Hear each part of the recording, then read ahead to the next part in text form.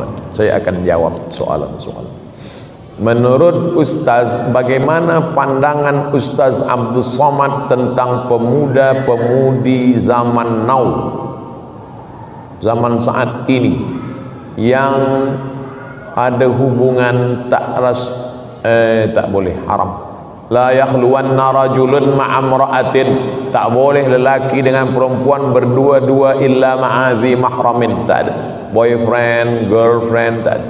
Saya 4 tahun di Kaherah tak ada boyfriend, tak ada girlfriend. Kenapa tak ada? Tak dapat. Sebab pelajar Malaysia 5,000, pelajar Indonesia 2,400, yang perempuan 300 saja, lelaki 2,100. Saya termasuk yang kalah. Tapi alhamdulillah selepas balik dipertemukan Allah, punya anak. Jadi jangan pernah takut tidak ada jodoh. Kalau jodoh takkan kemana. Asam di gunung, garam di laut, dalam belanga berjumpa juga, kata orang Melayu. Tapi kalau kata orang Barat, man from Mars, woman from Venus. Lelaki dari Mars, perempuan dari Venus berjumpa di bumi. Itu beza orang Melayu dengan orang mak saleh putih. Kita selalu cerita makan saja. Asam di gunung, garam di laut, berjumpa dalam belanga.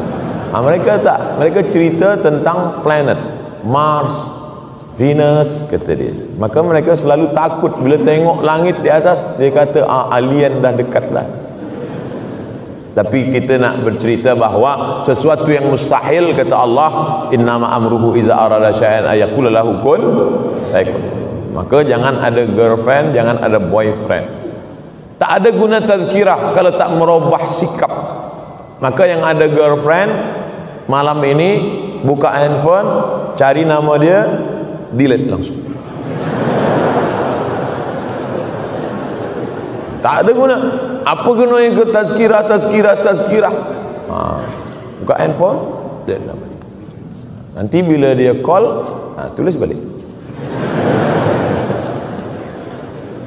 Allahumma inna na'udzubika min ilmin la yanfa'. 4. Ya Allah, jauhkan kami dari ilmu yang tak bermanfaat. Wa min qalbin la yakhsha, hati yang tak takut. Wa min nafsin la tasbah, nafsu tak pernah kenyang. Wa min du'ain la yusma', doa tak dikabulkan. Pokok pangkal pertama, ilmu tak bermanfaat sebab tak diamalkan. Maka bila ustaz dah kata buang girlfriend, buang boyfriend, buang, bagi tahu dia, oh my girlfriend, malam ni aku buang engkau, esok pagi aku nak datang, ku pinang kau dengan bismillah. Dia pun balas, so sweet, kata dia. Soalan saya, bagaimana nak nikah dengan janda yang sudah berhijrah, sedangkan keluarga saya tidak bersetuju dan tak ada restu dari ibu bapa. Janda belum ada anak, janda umur 25 tahun. Saya nak beristrikan dia tapi dihalang oleh keluarga, dan saya disuruh nikah dengan kawan lama saya. Datanglah seorang sahabat Nabi menikah. Kata Nabi, awak dah menikah? Ya, ya Rasulullah. Dengan gadis apa dengan janda? Saya nikah dengan janda. Hala bikran, kenapa tak nikah dengan gadis? Nabi pun kesal dia nikah dengan janda. Kenapa awak tak nikah dengan gadis? Tula'ibuha wa tula'ibuka, engkau boleh bercengkrama, kenapa nikah dengan janda? Kata dia, ya Rasulullah, mak saya dah mati, meninggal, adik-adik saya banyak. Kalau saya nikah dengan gadis belia, nanti dia berkelahi dengan adik-adik saya. Tapi bila saya nikah dengan janda, nanti adik-adik saya boleh dia jaga. Jadi bila ada sebab, boleh nikah dengan janda. Untuk yang pertama ni, first time, okey lah. Nanti kedua, baru cari gadis.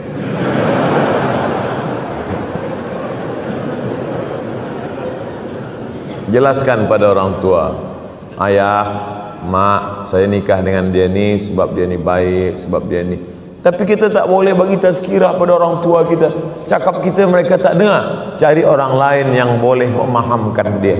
Ustaz kita, sahabat kita, orang-orang tua yang cakapnya dengarkan. Apa hukum seorang suami meninggalkan istri selama 2 tahun tidak memberikan nafkah? Saya tidak tahu bagaimana di ahwal syakhsiyah hukum keluarga di Brunei Darussalam. Tapi kalau di tempat saya, lelaki selepas akad nikah dia baca sirat ta'liq. Bila saya meninggalkan selama 6 bulan, tidak membagi nafkah zahir dan batin, lalu perempuan pergi ke mahkamah syariah, maka hakim boleh menjatuhkan talak 1 kepadanya. Itu dibuat untuk mengikat lelaki supaya kaki dia terikat, supaya dia tidak boleh lama. Sebab kewajiban lelaki ada 5: nafkah, makan, pakaian, tempat tinggal, pendidikan, perhatian. 3 zahir, 2 batin. Bila tidak, maka dia ada hakim. Perempuan ada 6 wali: ayah, datuk, abang, adik, abang ayah, adik ayah. Maka perempuan mengadu kepada wali yang akan bagi keputusan. Hukum mahar dibagikan ke orang lain. Mahar yang diberikan seorang lelaki kepada perempuan, aku terima, aku nikahkan engkau dengan anakku dengan mahar sebentuk cincin emas tunai, maka selepas diberikan mahar itu maka menjadi milik perempuan. Perempuan itu boleh menjualnya, perempuan itu boleh mewakafkannya, perempuan itu boleh menyimpannya, perempuan itu boleh menghibahkannya, karena itu milik dia, milik perempuan. Perempuan yang menikah dengan lelaki, maka harta perempuan punya perempuan. Apa beza harta lelaki dengan harta perempuan? Harta lelaki, harta perempuan. Dalam harta lelaki ada milik perempuan, nafkah. Tapi dalam harta perempuan tak ada milik lelaki. Makanya perempuan boleh bagi zakat pada lelaki dia. Hai suamiku, aku tengok engkau susah sikit, aku bagi engkau zakat. Tak boleh. Sebab perempuan tak wajib memberi nafkah. Tapi lelaki tak boleh bagi zakat sekaligus nafkah. Hai perempuan, istriku, ini aku bagi engkau nafkah terus zakat nafkah, tak boleh. Sebab kewajiban dia. Maka oleh sebab itu, maka ini mas kawin punya dia. Dia boleh jual, dia boleh. Tapi biasanya dia tak jual, sebab ada sejarah, ada cerita di balik cincin itu. Ustaz bagi nasihat agar para istri boleh memberikan kebenaran untuk para suami supaya mereka boleh berpoligami.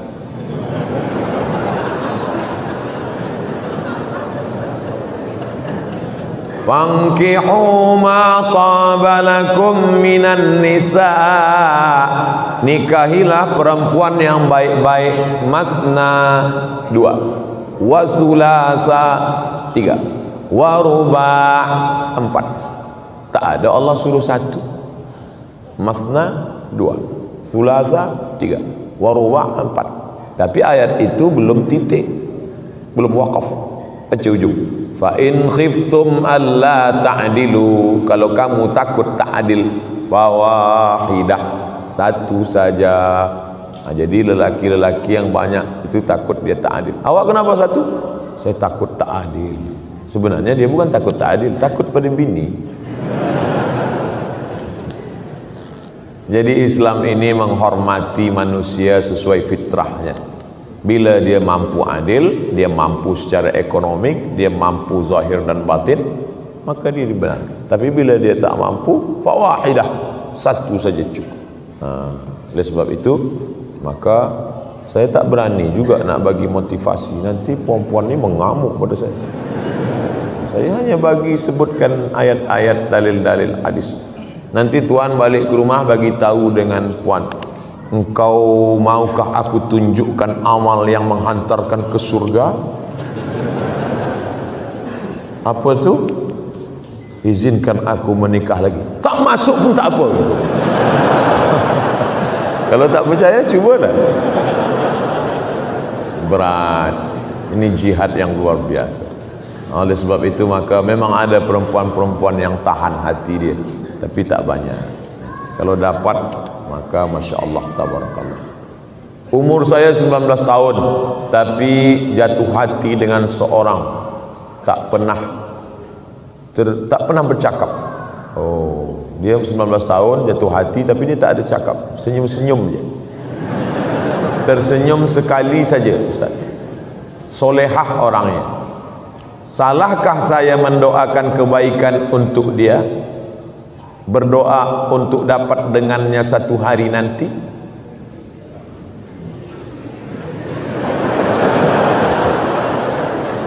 Saya khawatir awak berdoa nak ingin hidup dengan dia masa umur 19, sementara awak masih panjang umur lagi.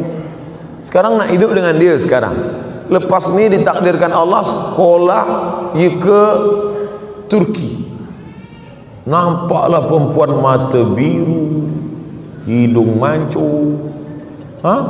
Doa ada tertulis ini, akan menyesal. Jadi kita berdoa ni, ya Allah, bagi yang 19, bagi yang 20, jangan ajarkan Allah Ta'ala. Cukup saja berdoa, ya Allah, bagilah aku yang terbaik untuk agamaku dunia dan akhirat. Itu. Sebab takut nanti menyesal. Dapat yang sekarang ni nampak cantik sekarang, tapi hati berbolak-balik. Sekarang nampak hitam manis, nanti hilang manisnya tinggal hitam. Oleh sebab itu maka yang nak berdoa, doa saja, ya Allah, bagi aku jodoh yang boleh menolong aku untuk kebaikan duniaku dan akhiratku. Itu saja. Kalau memang jodoh, nanti akan dapat dia. Tapi kalau menurut Allah yang lebih baik daripada dia, kenapa kita tolak? Kadang kita ni menyangka kita lebih faham daripada Allah Ta'ala. Az-zaw al-mar'atu salihatu allati tu'inu ala imanihi. Begitu bunyi hadisnya. Al-mar'atu salihatu, perempuan yang salihah, allati tu'inu ala imanihi, yang menolong iman lelaki. Itu yang diharapkan, yang boleh tolong iman kita. Kalau tak boleh tolong iman kita, dia tak tahu salih. Bagaimana menenangkan hati kedua ibu bapa jika mereka dalam keadaan marah? Dengan ibu bapa ni, pertama diam, yang kedua diam, yang ketiga diam, jangan lawan. Mak saya umur 70 tahun, umur saya 42 tahun. Apa pun kata dia, saya diam. Bulan Mac lepas dia meninggal dunia, saya tak menyesal, sebab saya tak pernah melawan. Diam. Ibu ayah kita tak pernah memandang kita besar. Dia selalu melihat kita adalah budak kecil yang baru pandai merangkak dan berjalan. Oleh sebab itu kita salah bila kita merasa kita besar. Almarhumah mak saya tak pernah tengok saya seorang Ustaz Abdul Somad. Dia tengok saya budak kecil yang baru pandai berjalan. Maka bila dia marah, saya diam.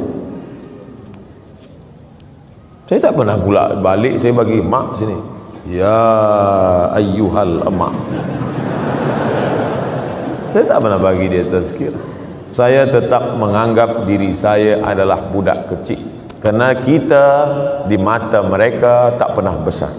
Kita adalah budak-budak. Oleh sebab itu maka kita diam.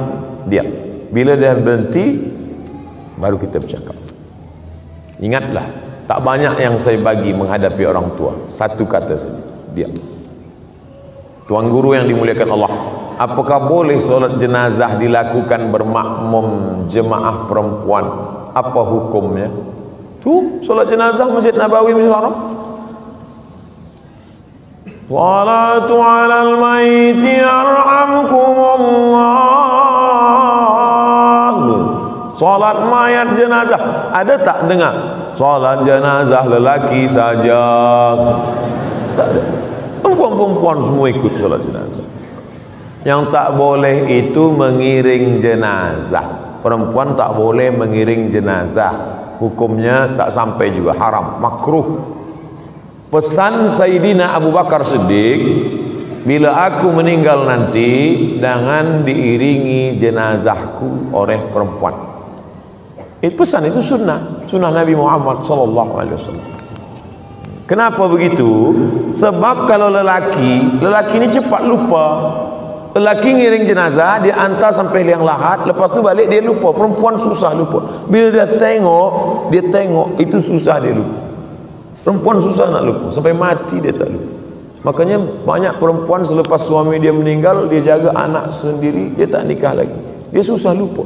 Beza dengan lelaki, ada pun bini dia lupa. Media Islam Rizki TV. Itu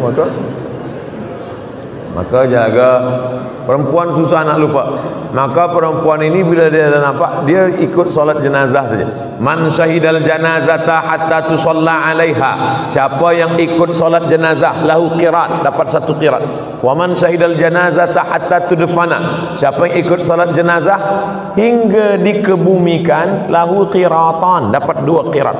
Wa mal qiratan ya Rasulullah. Apa 2 qirat itu ya Rasulullah? Mithlul jabalainil azimaini, seperti 2 bukit Uhud yang besar. Ini hanya bagi lelaki. Perempuan, makanya perempuan tak ada masuk ke baqi. Yang masuk ke baqi lelaki saja. Perempuan dari luar pagar. Dari luar tu pun dia menangis-nangis.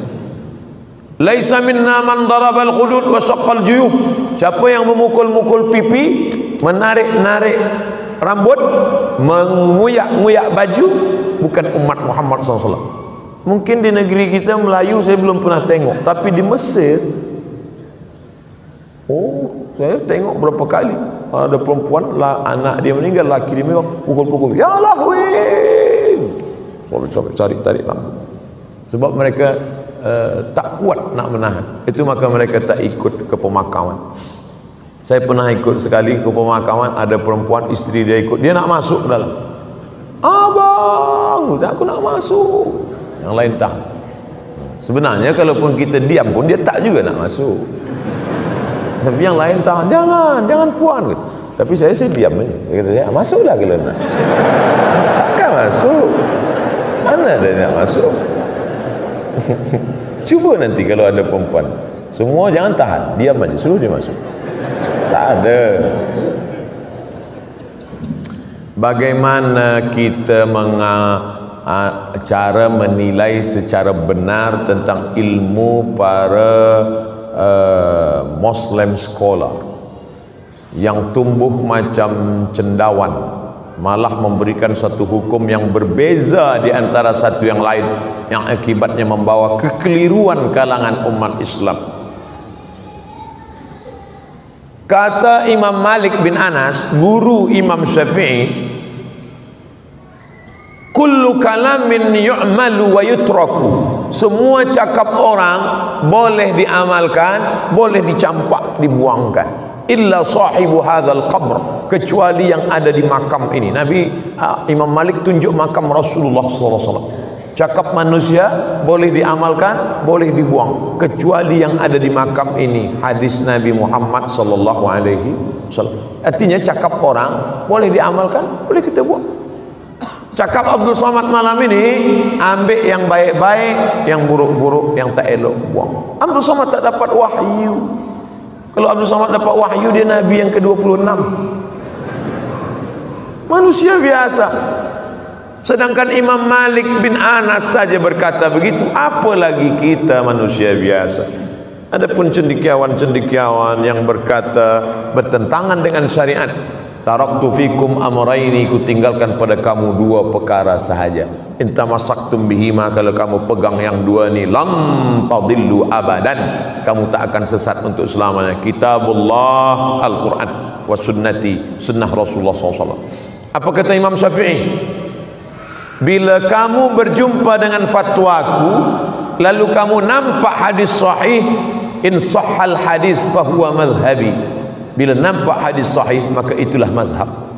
Tengok bagaimana Imam Syafi'i.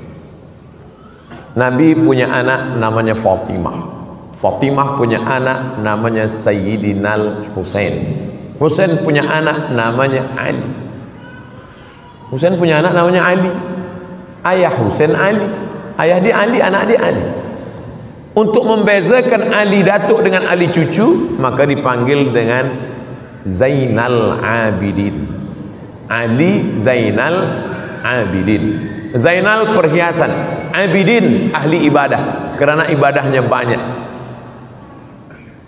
Dalam kitab Syiar A'lam An-Nubala ditulis oleh Imam Az-Zahabi, Ali Zainal Abidin sehari sujud 1000 kali. Maka digelar dia dengan Imam As-Sajjad. Sajjad artinya banyak sujud. Saking banyaknya sujud disebut As-Sajjad, 1000 kali. Dia pergi ke toilet nak buang hajat, maaf, dia pakai baju. Lepas itu bila nak dia sembahyang, dia lepas baju yang di toilet tadi, dia pakai baju lain. Anak dia bertanya, ayah, ya, kenapa ayah ganti baju toilet, ayah tukar dengan baju baru? Apa kata dia? Sebab tadi ada lalat hinggap. Aku tak ingin kaki lalat itu, yang lepas kaki lalat yang hinggap ke kain tadi, aku bawa sembahyang. Tengok bagaimana waraknya Ali Zainal Abidin. Kata anak dia, tapi Rasulullah, ayah, Rasulullah pakai baju yang di toilet, dia bawa salat. Taraja'a an fi'lihi wa qawlihi. Maka Imam Ali Zainal Abidin meninggalkan perbuatannya walaupun baik kerana mengikut sunnah Rasulullah sallallahu alaihi wasallam. Buka kitab judulnya Tambihul Mughtarrin, peringatan pada orang yang tertipu, ditulis oleh Syekh Abdul Wahab Asy-Sy'arani. Perbuatan itu walaupun baik, tapi kalau bercanggah dengan sunnah Rasulullah ditinggalkan. Yang melakukan itu siapa? Cicit Rasulullah sallallahu alaihi wasallam. Jadi kita baik ikut siapa? Ikut Nabi Muhammad sallallahu alaihi wasallam. Apa lagi cendekiawan? Cendekiawan bukan kaki lalat, kaki ayam ke baju dia. Saya ingin menikah. Kedua belah keluarga sudah bersetuju, tapi keluarga saya dan keluarga bakal itu mahu kasih pernikahan besar.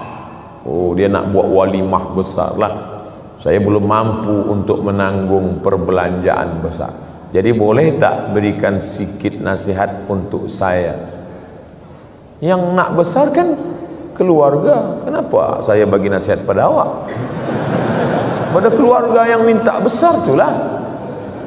Hai keluarga yang nak besar-besar, keberkahan bukan pada yang besar. Aulim walau bisyatin. Suatu ketika datang sahabat Nabi namanya Abdurrahman bin Auf. Abdurrahman bin Auf ini pindah dari Makkah ke Madinah, susah. Lepas tu dia berniaga, dia dapat untung, dia pun menikah. Tangan dia bagi atharu sufrah, ada kuning-kuning di tangan dia. Kuning bekas minyak wangi namanya za'faran. Kuning biasa dipakai orang nikah. Kata Nabi, Abdurrahman bin Auf, ya, awak nikah kan? Iya ya Rasulullah. Itu tangan awak ada bekas kuning. Iya, saya nikah. Kenapa tak jemput saya? Tak buat walimah? Aulim walau bisyatin. Buatlah kenduri walaupun hanya seekor kambing. Makna seekor kambing bagi orang Arab itu jemputan 10 orang sahaja. 10 orang. Sebab orang Arab bila ada kambing dia 10 orang aja. Bukan macam kita. Itu kambing sekampung. Sekarang pula orang tak nak makan kambing. Bila saya bagi tazkirah makan ramai, tak ada satu pun nak makan kambing. Semua sebagi saya. Bagilah Ustaz makan kambing. Kata saya, kenapa tuan takut makan kambing? Mana ada kolesterol kat sini? Sini tak ada kolesterol. Kolesterol di hospital. Buatlah kenduri walaupun hanya seekor kambing, 10 orang saja cukup. Doanya, barakallahu lakuma wa baraka alaikuma wa jama'a bainakuma fi khair. Besar tapi tak ada berkah. Sebab apa? Riak. Ada riak di dalam. Oleh sebab itu maka bagi syuhrah, maka kata Nabi SAW, a'linu hadzal nikah, jangan diam-diam, a'linu, bagi iklan, waj'aluhu fil masajid, buat akadnya di masjid, wadribu alaihi bidufuf, pukulkan gendang, pukulkan gendang, marhaban,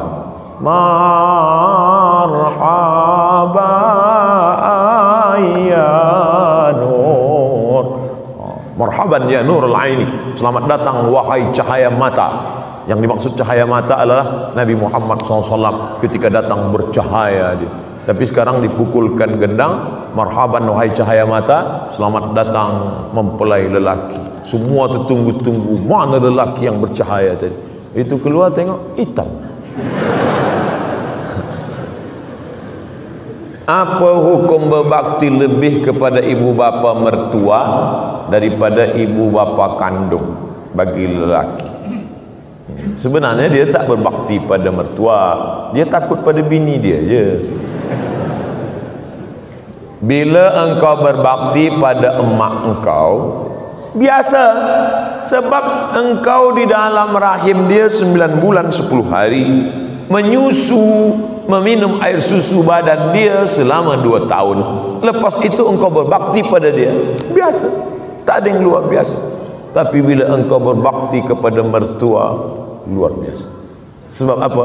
Sebab dialah yang sudah memberikan anak gadisnya yang dia kandung 9 bulan 10 hari, dia lahirkan meregang nyawa, dia bagikan pada engkau. Kerana Allah, aku nikahkan engkau dengan anakku dengan mahar sebentuk cincin emas. Mana ada harganya? Tapi dia ikhlaskan untuk engkau kerana cintanya, maka engkau balas cinta mertuamu itu. Cinta kepada orang tua biasa, tapi sayang kepada mertua, nah itu baru luar biasa. Tapi janganlah lebih daripada, lebih sikit. Mungkin Ramadan ini lebih ke sini, Ramadan depan lebih ke sini. Tapi kalau lebih banyak ke sini, bagaimana mungkin kita melebihkan dia?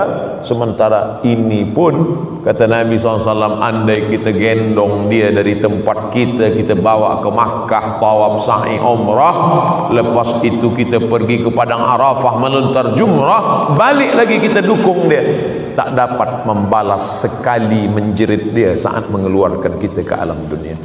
Oleh sebab itu maka kata Allah, wabil walidaini ihsana. Apa makna ihsan? Membalas lebih dari yang dia lakukan.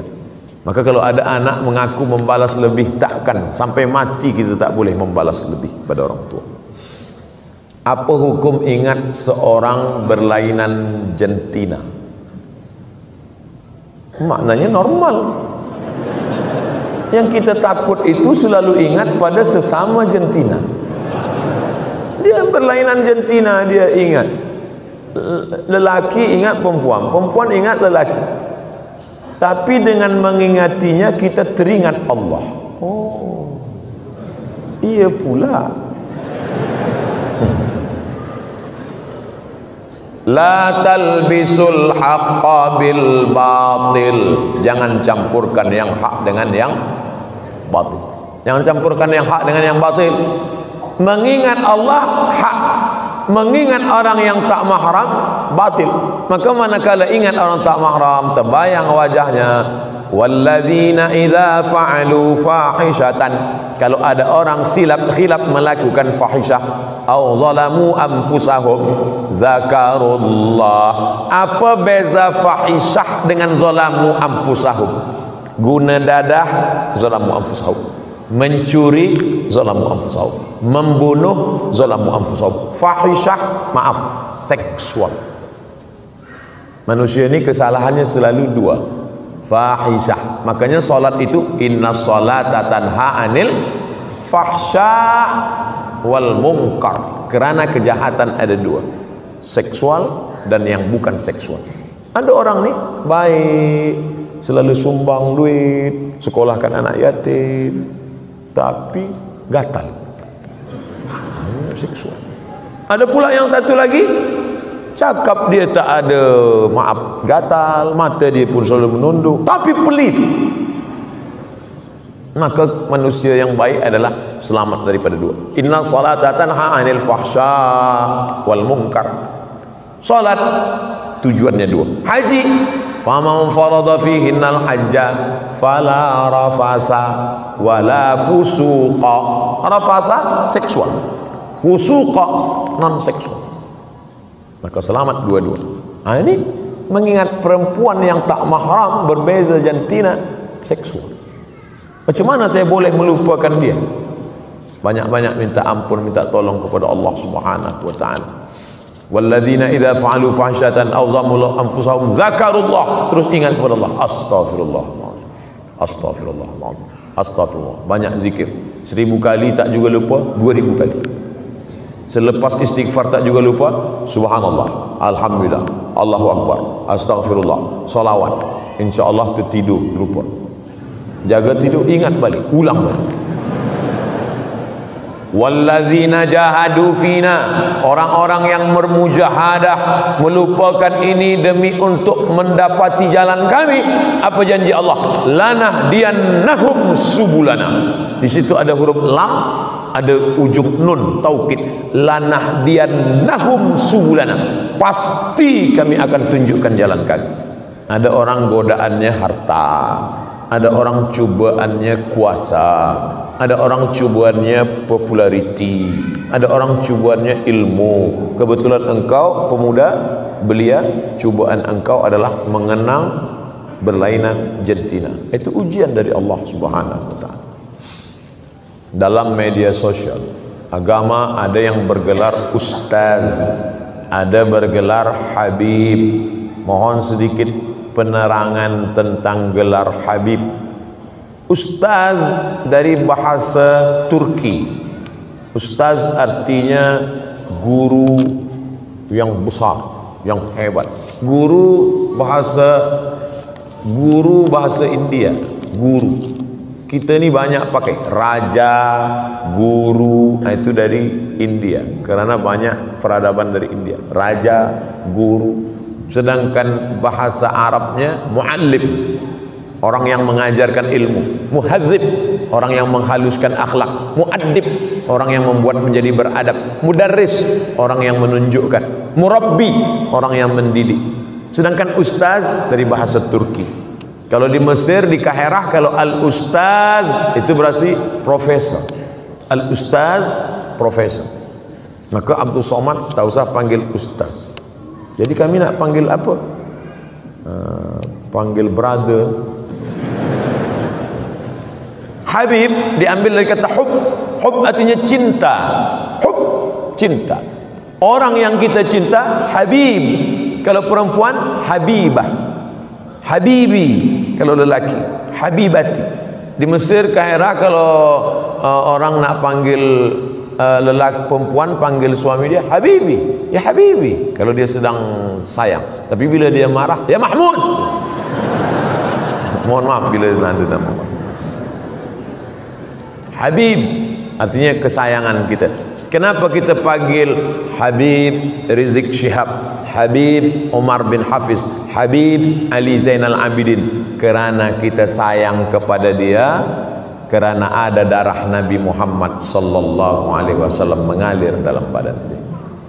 An asila ila qarabati Rasulillah sallallahu alaihi wasallam ahabbu ilayya min an asila ila qarabati. Menyambung silaturahim dengan keturunan Rasulullah lebih aku sukai daripada menyambung silaturahim dengan keturunanku sendiri. Hadis riwayat Bukhari, ucapan Abu Bakar Siddiq. Mudah-mudahan kita termasuk yang sayang kepada keturunan Rasulullah SAW. Apakah boleh berniat salat sunat dengan menggabungkan dua atau lebih salat? Misalnya salat sunat wudu, tahiyatul masjid digabung menjadi satu salat. Tak perlu niat satu salat. Tak perlu niat dua, cukup satu saja. Masuk ke masjid, waktu 2 menit lagi azan, maka salat sunat qabliyah saja. Orang yang salat sunat qabliyah maghrib otomatis dapat pahala sunat tahiyatul masjid. Maka satu saja laksanakan. Kalau kau mau masuk masjid, maka laksanakan tahiyatul masjid, laksanakan qabliyah subuh, otomatis dapat tahiyatul masjid. Kalau kasusnya dua, antara salat sunat wudu dengan tahiyatul masjid, laksanakan salat sunat wudu, otomatis dapat pahala tahiyatul masjid. Jangan dua. Aku sholat sunat wudu, sekaligus tahiyatul masjid, sekaligus qobliyah. Nah, satu saja. Pak Ustaz, apabila khatib sudah naik mimbar, boleh tak kita melaksanakan sholat sunat? Boleh. Mana dalilnya? Nabi dari atas mimbar, qum, tegak, sholat. Nabi sedang khutbah, langsung orang laki-laki, tegak, sholat. Maka bapak kalau terlambat tetap sholat, tapi jangan di tengah. Terganggu orang, khatib pun terganggu nih.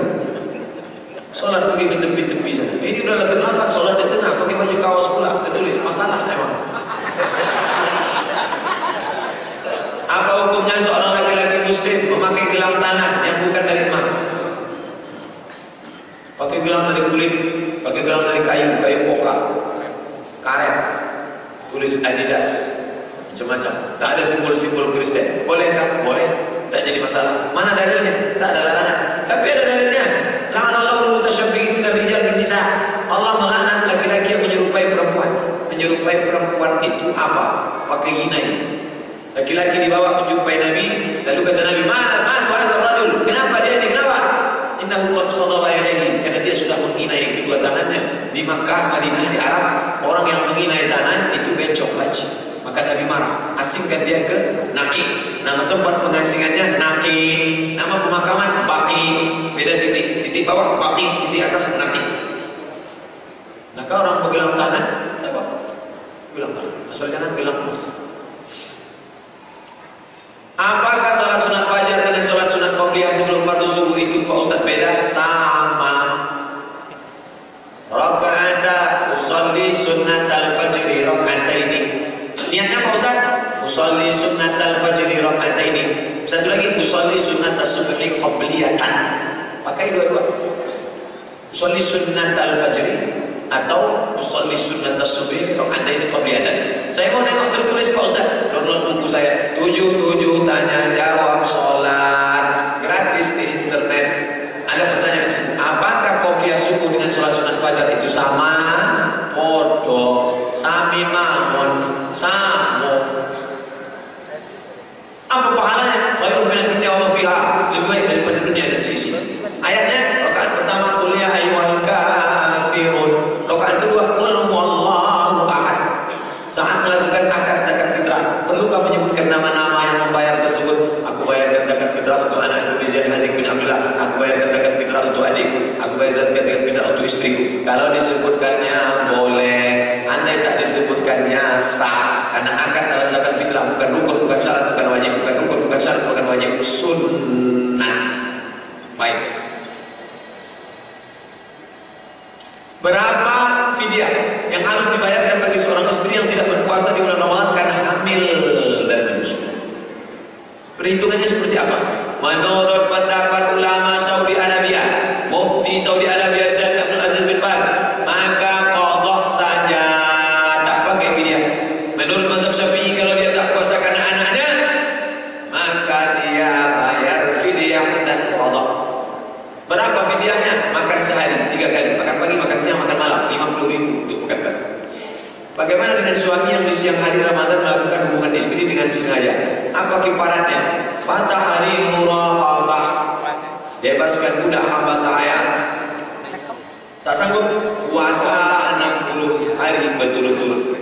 Tak sanggup memberi makan 60 fakir miskin sehari makan pagi, makan siang, makan malam.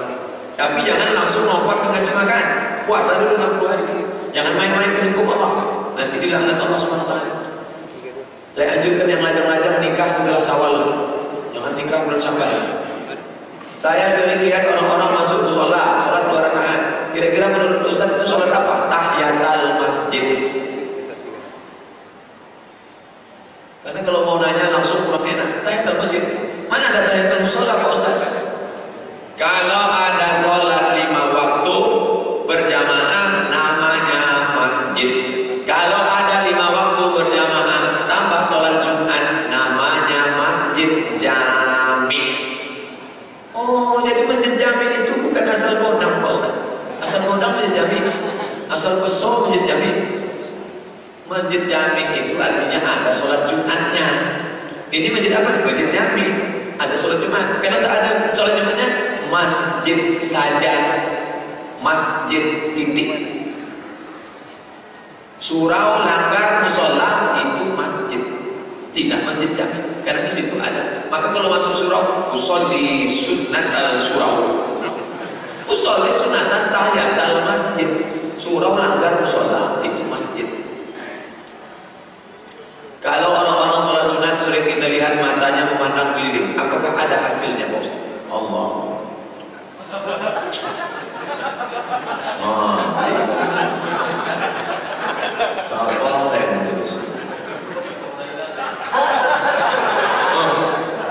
Haji Muhtamar tulis. Nah, setiap kaligrafi Haji Muhtamar ada tulisannya, itu tanda tangan cirinya Muhtamar. Ditulis tahun 2003, 18 Maret 2003, 14 Muharram 1434. Begitu nengok tanda tangan, oh Haji Muhtamar. Terbayang pelajaran 9 ujung paus. Maka kita sholat menengok tempat sujud. Kiblat ketiga, kiblat dada ke Ka'bah, kiblat mata ke tempat sujud, kiblat hati kepada Allah. Yang suka menengok-nengok berhenti, sampai. Mata berubah hanya ketika telunjuk naik. Ketika telunjuk naik, maka mata menengok ujung telunjuk. La tatajawaz basaruhu isma', mata menengok ujung telunjuk. At-tahiyatul mubarakatuh. Bukan telunjuk kawan. Maka tak ada istilah orang tergantung menengok telunjuk orang. Apa pula tengok telunjuk orang, tengok telunjuk kawan. Seorang ibu belanja pakaian di pasar, membeli pakaian selembar 60.000. Seminggu kemudian anaknya ingin beli lagi.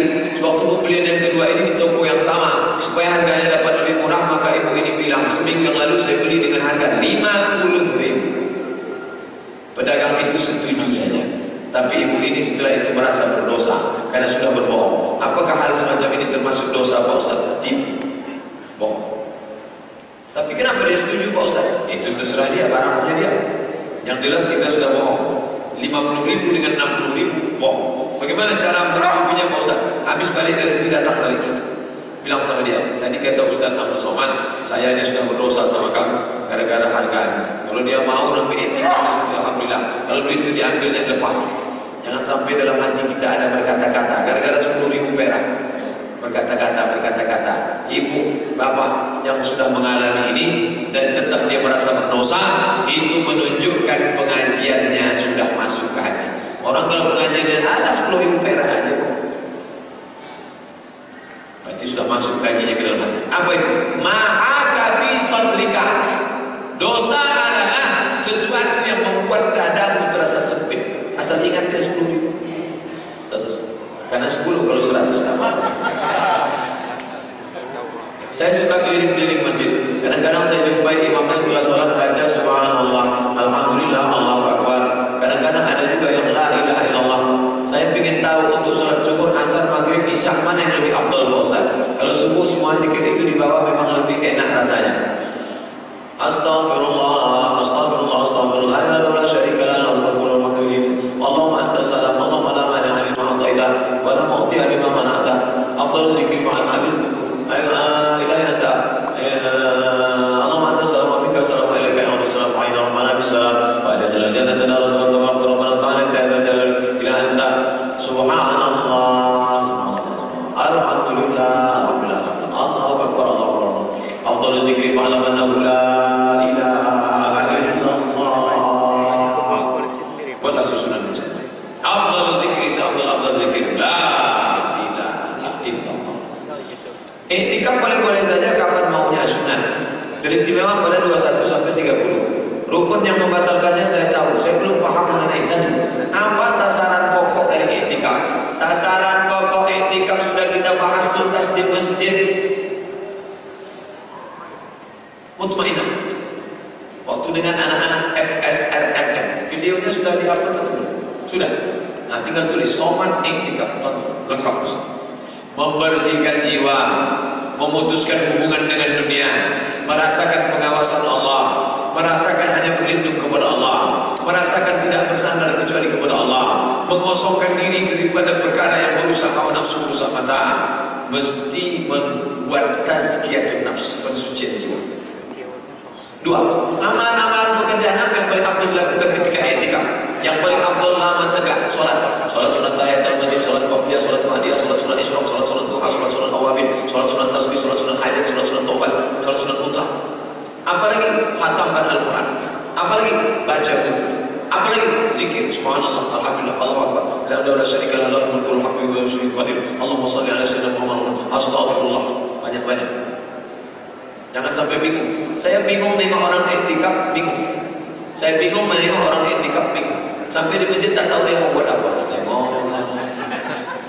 Tengok misalnya. Habis itu mengangguk. Habis itu mulai foto sana. Dah tak tahu lagi apa mau dipoto. Foto pula diri sana. Ini orang tak tahu dia mau buat apa. Begitu banyak amal. Ambil tasbih. Subhanallah 1000 kali. Alhamdulillah 1000 kali. Allahu Akbar 1000 kali. Istighfar 1000 kali. Selawat 1000 kali. 1000 kali itu setengah jam itu. Setengah jam, 2 jam setengah. Salat sunat. Buat rakaat pertama 1 juz. Rakaat kedua 1 juz. 2 juz. Tengok Quran. Apa salahnya? Banyak yang bisa dibuat. Kenapa bisa bingung? Bawa buku tebal-tebal. Masukkan ke tas. Sampai situ letakkan. 3. Mengapa di musola tidak laku? Kenapa musola tak laku?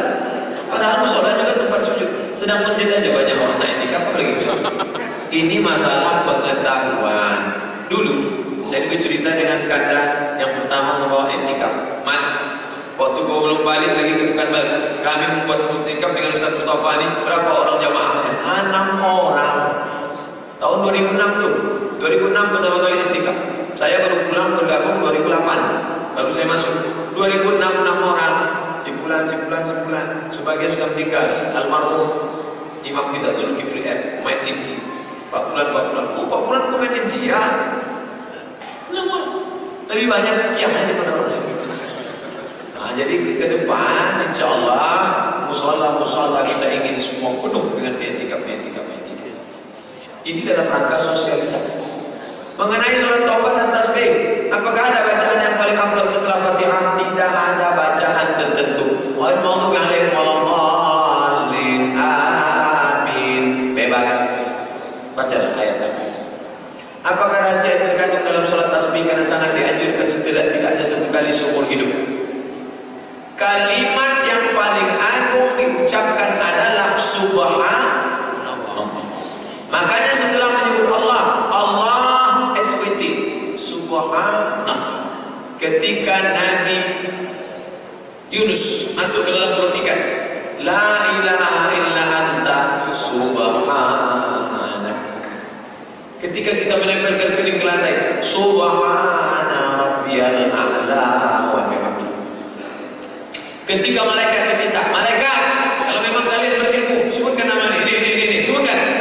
Subhanaka la ilma lana illa ma 'allamtana. Kata subhana adalah pengagungan dan merasakan kerendahan diri. Dan subhana paling banyak ada dalam sholat sunat tasbih. Berapa? 300 Pak Ustaz? Bukan 300, 1200. Subhanallah, walhamdulillah, wala ilaha illallah, wallahu akbar. 300.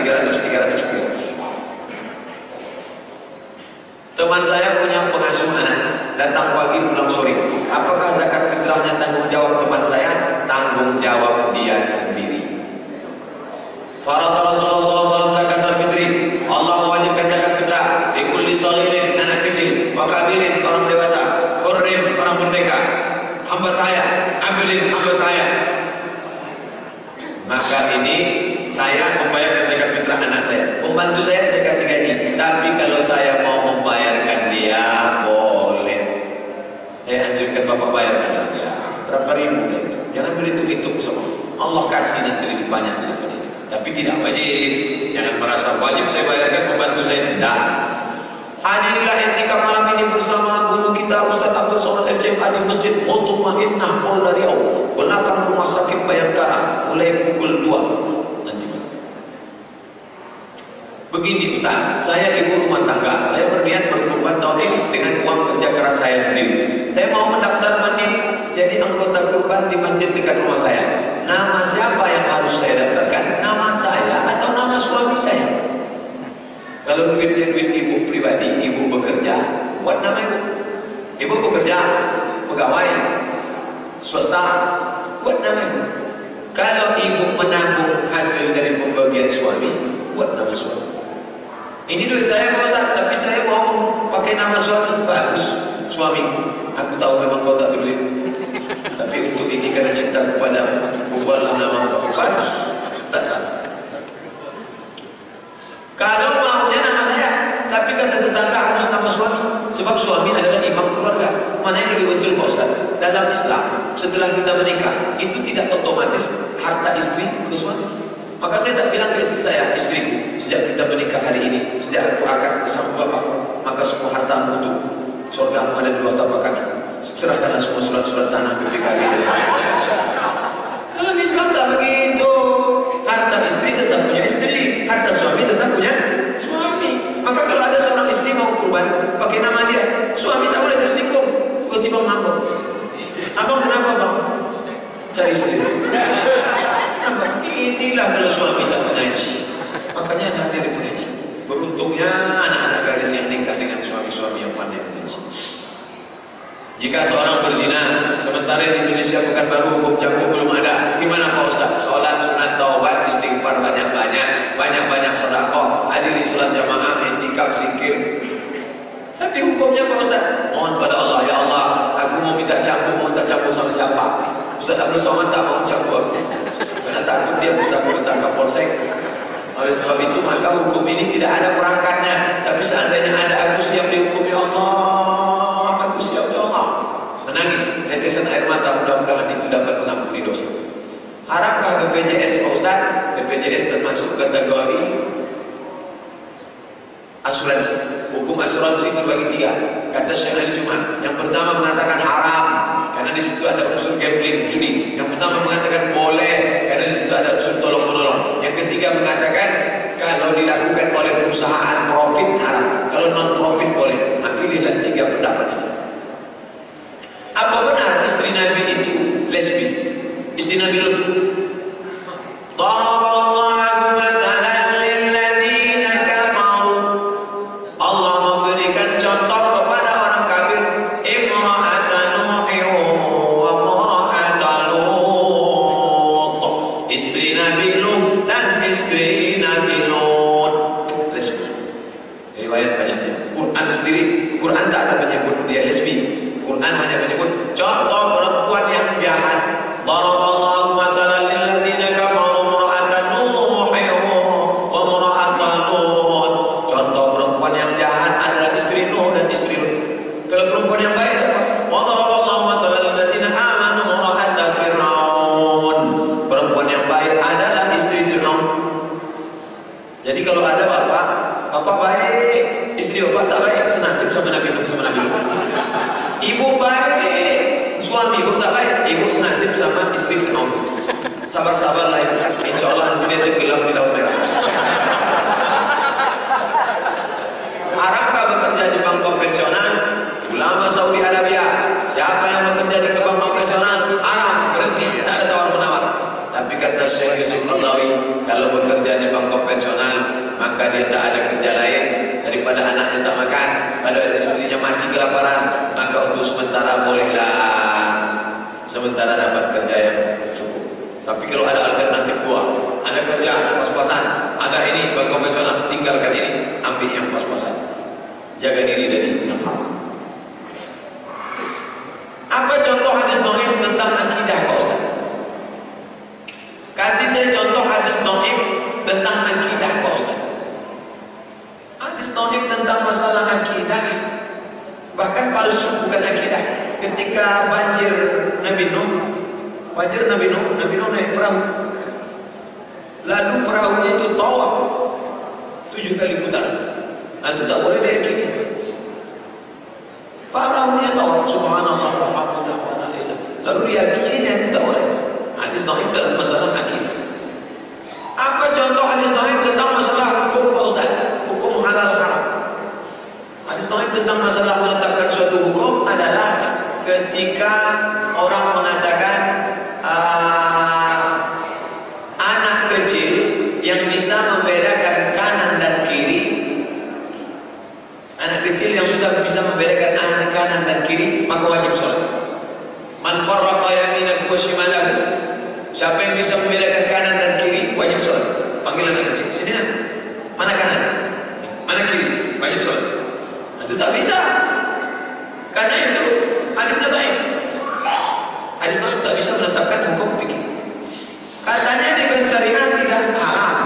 bukankah bank syariah di bawah naungan BI juga? Ya, bank bahkan divisi bank syariah mandiri BSN, ada yang bank syariah, ada yang bank konvensional. Kalau begitu Pak Ustadz sama saja, akadnya beda. Perhatikan akadnya baik-baik. Nampaknya sama, tapi akadnya beda. Tanya ke orang bank syariah, di mana letak perbedaan akadnya? Nanti nampak di situ. Oh, ini beda akadnya. Nampaknya sama, tapi beda pada akad. Apa yang dimaksud dengan sholat isyraq, Pak Ustaz? Sholat subuh berjamaah, duduk berzikir dengan Allah sampai terbit matahari, sholat sunat 2 rakaat. Sholat sunat isyraq namanya. Itu yang tadi kita laksanakan. Sholat subuh berjamaah, duduk berzikir dengan Allah sampai terbit matahari, sholat sunat 2 rakaat. Usolli sunnatal isyraq raka'ataini lillahi ta'ala. Allahu akbar. Ustaz, bagaimana menurut Ustaz dengan wanita bercadar? Kalau dilihat kondisi kita di Pekanbaru, yang bercadar sering dianggap orang aneh. Mahasiswi saya yang bercadar di lokal tak pernah saya ejek. Kawan-kawannya yang mengejek saya marah. Ada dosen mengusir mahasiswi karena bercadar. Masuk ke ruangan saya menangis. Waktu itu saya sekretaris LPM, Lembaga Penjamin Mutu. Sekarang non-job, tak ada kerja lagi. Lembaga Penjamin Mutu, datang dia. Kenapa kamu nangis? Saya diusir, Pak. Siapa ngusir? Dosen. Kenapa diusir? Karena saya pakai cadar. Saya kasih rekom, pergi menghadap rektor. Laga antara rektor dengan dosen. Kalau kalah nanti kamu, berarti tak betul kampus. Dimenangkan sama rektor. Rektor mengatakan dia boleh masuk bercadar. Kalah dosen. Karena cadar adalah hak dia. Jadi anak gadis yang bercadar bagus. Dengan bercadar itu dia menjaga kehormatan dirinya dan dia menjaga kawan-kawannya. Kalau tidak kawan-kawannya baru tengok. Saking cantiknya. Dosennya juga terjaga. Kalau tidak dosen itu rajinlah masuk lokal situ.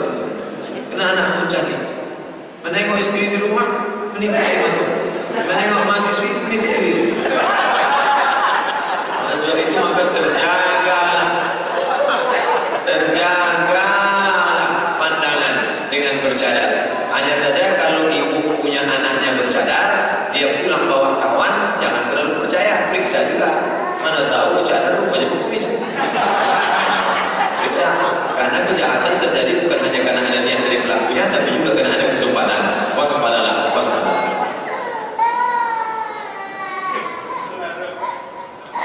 Ustaz, anak suka kucing, tapi ada hadis mengatakan anak suka kucing, tapi ada hadis mengatakan bahwa bulu kucing yang tertinggal di tubuh badan najis, jadi pakaian tak boleh, Ustaz.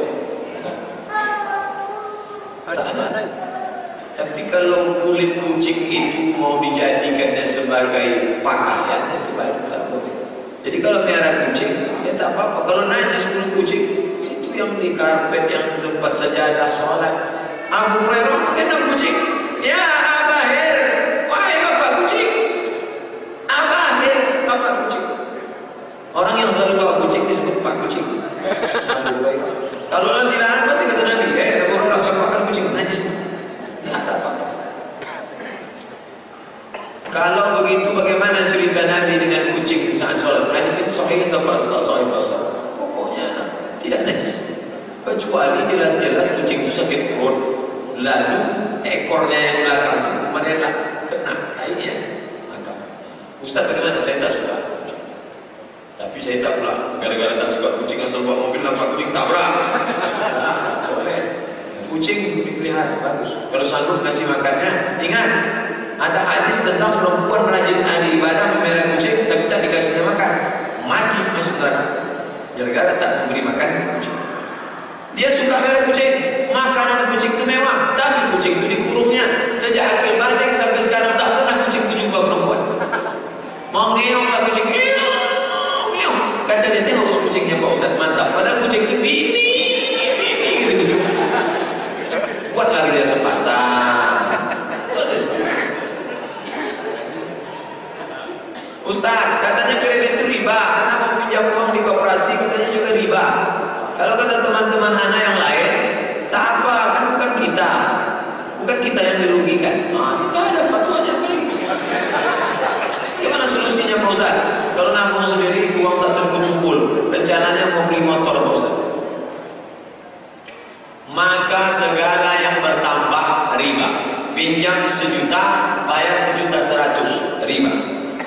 dengan uang riba. Tapi saya mau beli motor Pak Ustaz, tabung aja. Tabung. Ini kan karena kurang lama, juga lama sih. Tapi jangan dipakai. Ini asal kurang belanja, ambil sih. Insya Allah, jauhkan diri dari yang haram. Hidup ini bukan teori. Saya kalau mau saya ceritakan bagaimana perjuangan untuk menyimpan yang halal, menjaga diri yang haram. Kita dibilang orang bodoh. Ustaz PNS kapan? 2008. SK-nya mana? Di rumah. Tak pernah Ustaz sekolah kan? Tidak. Ustaz bodoh. Orang yang menyimpan SK itu bodoh, goblok. Satu orang bilang goblok, kita terima. Dua orang bilang goblok. Setiap ketemu orang, Ustaz goblok. Kalau tak pakai, ini bisa pinjam 200. Maka jaga diri dari yang syubhat. Allah bukakan pintu yang lain. Allahumma aghnina bihalalika an haramik. Cukupkan kami dengan yang halal sehingga kami menjauhkan diri dari yang haram. Allahumma a'inna ala dzikrika. Tolong kami supaya selalu mengingatmu. Wa syukrika, syukur kepadamu. Wa husni ibadatik, beribadah dengan ibadah yang baik kepadamu ya Allah. Berusaha istiqamah, berkawan sama orang baik-baik, tetap istiqamah beribadah ibadah sunnah. Insyaallah Allah pelihara kita dari yang haram-haram ini insyaallah. Amin ya rabbal alamin. Itulah kajian kita subuh ini. Mudah-mudahan ada manfaatnya. Terima kasih atas segala perhatian. Mohon maaf atas segala kesilapan. Subhanakallahumma wa bihamdika asyhadu an la ilaha illa anta astaghfiruka wa atubu ilaik. Wa sallallahu ala sayyidina wa maulana Muhammad wa ala alihi wa sahbihi wa sallama tasliman katsiran wa barakallahu fiik. Walhamdulillahirabbil alamin. Wassalamu alaikum warahmatullahi wabarakatuh.